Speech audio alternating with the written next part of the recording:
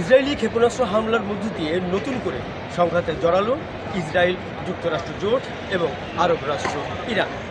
জবাবে এরই মধ্যে মধ্যপ্রাচ্যের বিভিন্ন রাষ্ট্রে অবস্থিত মার্কিন সামরিক ঘাঁটি লক্ষ্য করে ক্ষেপণাস্ত্র হামলা চালিয়েছে ইরান।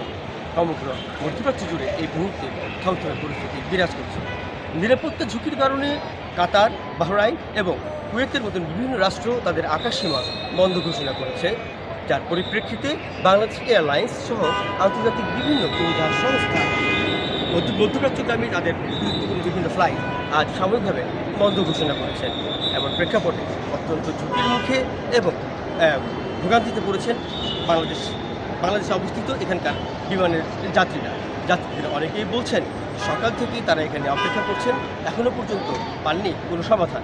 তাদের নির্ধারিত ফ্লাইট নিষিদ্ধের পরে পরবর্তী ফ্লাইট কবে দেওয়া হবে বা এই ব্যাপারে সংশ্লিষ্ট কর্তৃপক্ষ কী পদক্ষেপ নিচ্ছেন তা তাদেরকে সুনির্দিষ্ট করে বলা হয়নি। তবে কেউ কেউ বলছেন যে এরই মধ্যে তারা পেয়ে গেছেন আগামীকাল দুপুরের ফিরতি টিকিটের বার্তাও।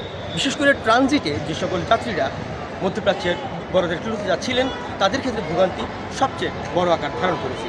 কুয়েত ট্রানজিট হয়ে সৌদি আরবগামী একাধিক যাত্রী এখনও পর্যন্ত বুঝে পাননি পরবর্তীতে তাদের পদক্ষেপ কী হবে।